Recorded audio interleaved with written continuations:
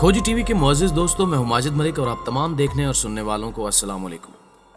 नाज़रीन ग्रामी, मोदी का भारत बड़ी मुश्किल में फंस चुका है। चीनी इंटेलिजेंस ने मोदी हुकूमत और फौज के आला ओहदेदारों की खुफिया मालूमात हासिल कर ली हैं। व्हाट्सएप हैक कर लिए गए हैं और एटमी तनसीबात की तफसीलात भी हासिल कर ली गई हैं। चीनी सिक्योरिटी फोर्सेज ने यह कारनामा कैसे सरअंजाम दिया और इस अमल ने कैसे भारतीय फौज और हुकूमत को जीते जी मार दिया है, इसकी तफसील आगे चलकर बयान की जाएगी।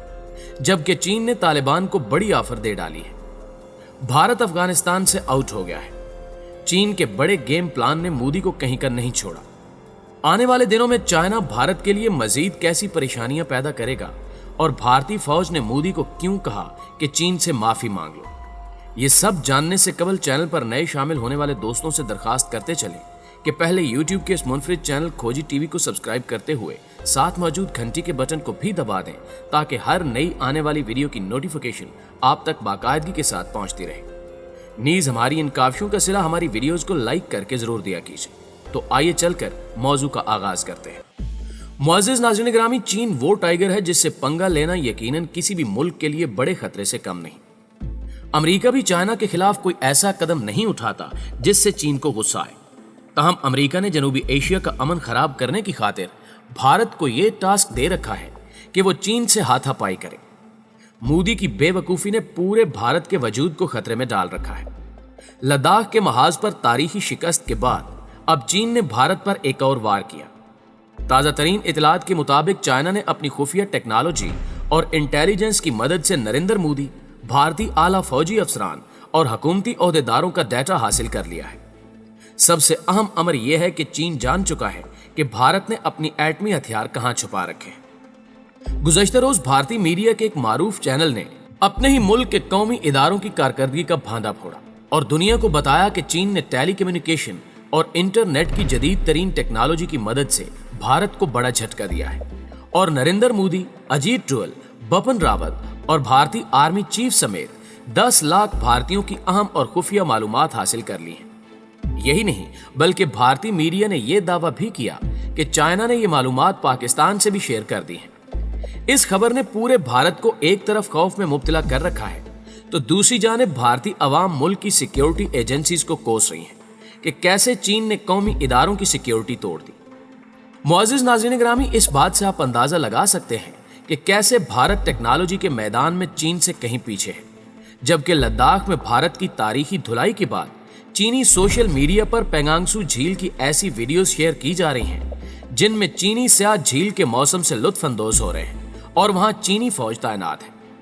इन वीडियोस को शेयर किए जाने का मकसद ये है कि चीनी हुक्काम ने दुनिया को सबूत दे दिया है कि पेंगांगसू झील पर चीन का कब्जा है और वहां भारतीय फौज मौजूद नहीं। लेकिन दूसरी तरफ भारतीय फौज का यह दावा है कि वो इस वक्त भी अपने इलाकों पर काबिज है। ताहम ये तमाम तर दावे झूठ के पलंदों के सिवा कुछ भी नहीं। चाइना ने इंतहाई शातिराना अंदाज में भारत को चारों साइडों से घेर रखा है। तिब्बत की सरहद पर भी चीन ने बड़ी तादाद में फौज तैनात कर दी है और चीन ने तिब्बत के शहरियों को बेहतरीन सहूलियात जिंदगी फराहम करने के लिए फौरी तौर पर मंसूबाजात शुरू कर दिए हैं। इस सियासी पैंतरे की मदद से चीन तिब्बती अवाम को मजीद करीब कर रहा है ताकि कल को अगर जंग होती है तो तिब्बत के रिहायशी चीन के साथ खड़े हों। इसी तरह चाइना ने भारत को अफगानिस्तान में भी तिगनी का नाश नचवा दिया है। अफगानिस्तान से अहम तरीन खबरें मौसूल होने का सिलसिला जारी है।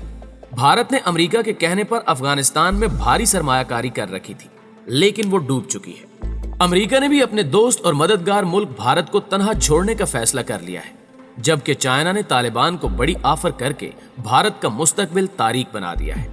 मुअज़्ज़िज़ दोस्तों, अफगानिस्तान से आने वाली एक खबर यह है कि चीन ने तालिबान से हाथ मिला लिया है। चीन ने तालिबान को ऑफर की है कि वो अफगानिस्तान के अहम और बड़े शहरों को सड़कों से मिला दे। इस अहम और मुश्किल काम के लिए सरमाया चीन फराहम करेगा, जबकि चीन अफगानिस्तान में बड़ी फैक्ट्रीज और इदारे खोलने जा रहा है।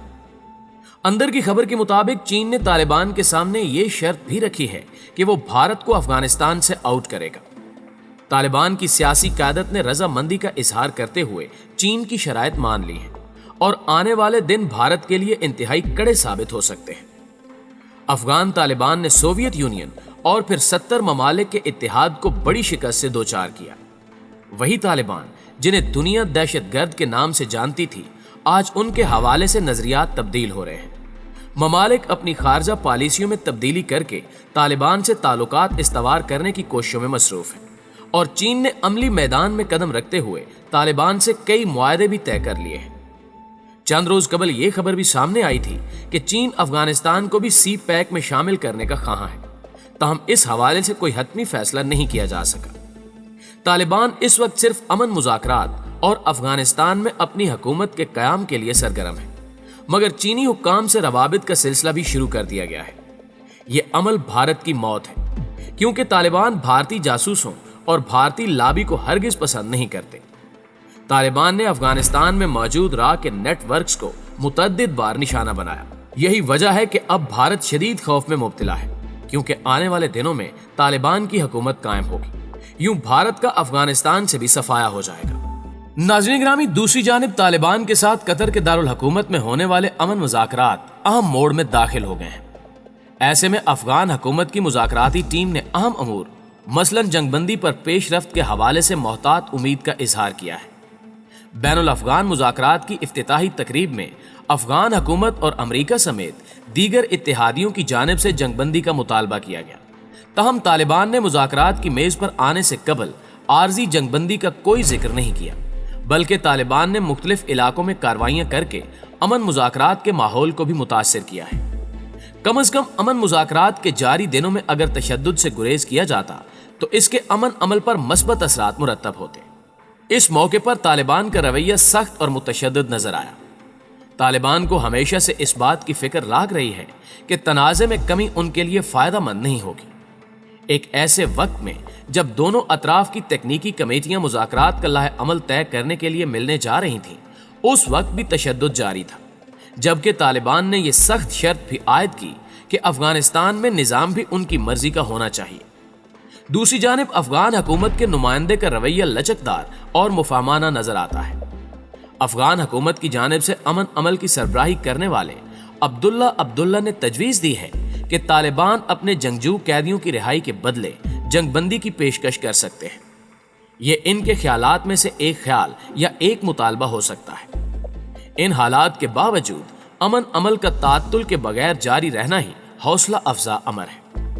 مذاکراتی عمل کے مشکل ہونے کا شرکاء کو بخوبی اندازہ ہے۔ امریکی سیکریٹری اسٹیٹ مائک پومپیو کا کہنا ہے کہ آنے والے دنوں، ہفتوں اور مہینوں میں مذاکرات میں بلا شبہ بہت سے چیلنجز کا سامنا ہوگا۔ ساتھ ہی انہوں نے متحارب فریقین سے امن کے موقع سے فائدہ اٹھانے کا بھی مطالبہ کیا۔ مذاکرات میں افتتاحی تقریب کرتے ہوئے طالبان کے شریک بانی ملا عبد الغنی برادر نے عسکریت پسند گروہ کا پیغام دہراتے ہوئے کہا تھا کہ افغانستان کو اسلامی قوانین کے مطابق چلانا چاہیے، جبکہ اشرف غنی کی افغان حکومت آئینی جمہوریت کے مغربی سٹیٹس کو برقرار رکھنا چاہتی ہے، جس میں متعدد حقوق اور خواتین کے لیے بڑی آزادی ہے۔ پیارے دوستو، جہاں تک افغانستان میں نظام حکومت اور طرز حکومت کا سوال ہے تو اس حوالے سے ماہرین سمجھتے ہیں کہ یہ قبل از وقت ہے، اس لیے کہ کسی بھی ملک میں نظام اور طرز حکومت کے حوالے سے پیش رفت اور توقع اسی وقت ہی حقیقت پسندانہ ہوگی جب ملک میں جنگ اور ہنگامی صورتحال نہ ہو۔ لڑائی کے دنوں میں موجود نظام بھی تعطل کا شکار ہو جاتا ہے۔ اگر دیکھا جائے تو افغانستان میں روسی فوج کی آمد سے اب تک کوئی ٹھوس اور مستقل نظام اور طرز حکومت مستحکم نہیں ہوئی۔ وقت، حالات اور جنگ و جدل کے باعث مختلف نظریات کے حامل عناصر حاوی رہے۔ اس وقت بھی گو کہ صدارتی نظام رائج ہے، لیکن اس کا دائرہ کار پورے ملک میں مستحکم نہیں ہے۔ بیرونی افواج کی موجودگی اور طالبان کے دباؤ اور حملوں کے باعث صدارتی نظام ناکارہ ہو چکا ہے۔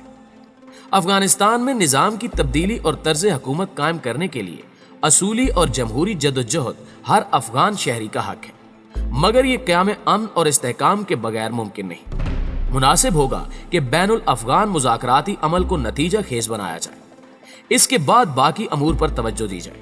افغانستان میں کوئی بھی نظام بزور قوت ممکن نہیں اور نہ ہی ایسا کرنے کی گنجائش ہے۔